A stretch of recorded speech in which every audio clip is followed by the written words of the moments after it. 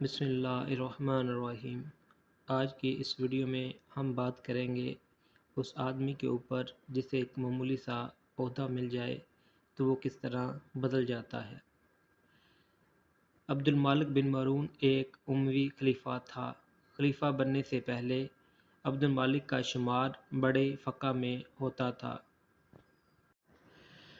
وہ زیادہ تر مسجد میں رہتا اور عبادت اور دینی مطالعہ میں مشغول رہتا تھا، حتیٰ کہ لوگ اس کو مات المساجد، مساجد کا کبوتر کہنے لگے تھے۔ 65 ہجری میں جب اس کے باپ مارون بن حکم کا انتقال ہوا تو اس وقت وہ مسجد میں قرآن پڑھ رہا تھا۔ محل کا آدمی اس کے پاس خبر لے کر گیا اور کہا کہ آج سے آپ امیر المومنین ہیں۔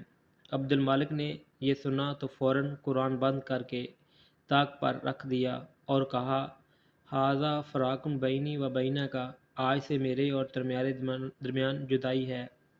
خلافت کے تخت پر بیٹھنے کے بعد عبد المالک بالکل دوسرا انسان بن گیا۔ اب اس کا سارا وقت دنیا کی چیزوں میں گزرنے لگا۔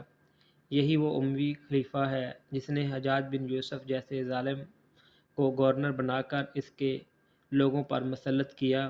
اس نے عبداللہ بن زبیر رضی اللہ تعالیٰ عنہ، مصعب بن زبیر رضی اللہ تعالیٰ عنہ اور دوسرے بے شمار لوگوں کو قتل کرایا۔ اس نے اپنے سیاسی حریفوں کو ختم کرنے کے لیے کعبہ پر منجنیق سے پتھر برسائے وغیرہ۔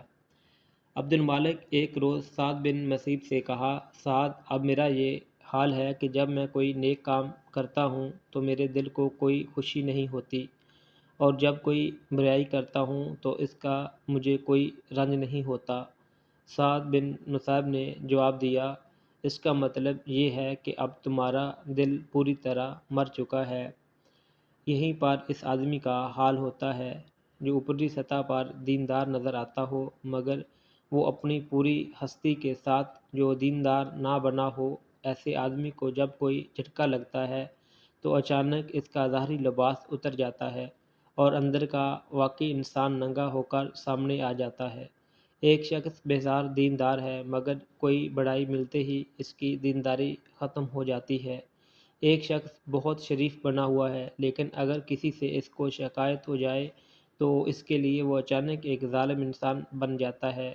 ایک شخص مسکینی کے ساتھ لوگوں کے درمیان رہ رہا ہے لیکن اگر اس کو دولت مل جائے تو اس کے بعد وہ ایک متکبر انسان کا روپ اختیار کر لیتا ہے۔ ایک شخص لکھنے اور بولنے میں انصاف کی باتیں کرتا ہے لیکن اگر کوئی ایسا معاملہ سامنے آ جائے جس میں اس کو اختیار حاصل ہو تو وہ ایسے پہلو کی طرح جھک جائے گا جو اس کی ذاتی دلچسپی کا ہو، انصاف کے مطابق فیصلہ کرنے کے بجائے اپنے مفاد کے مطابق فیصلہ کرے گا وغیرہ۔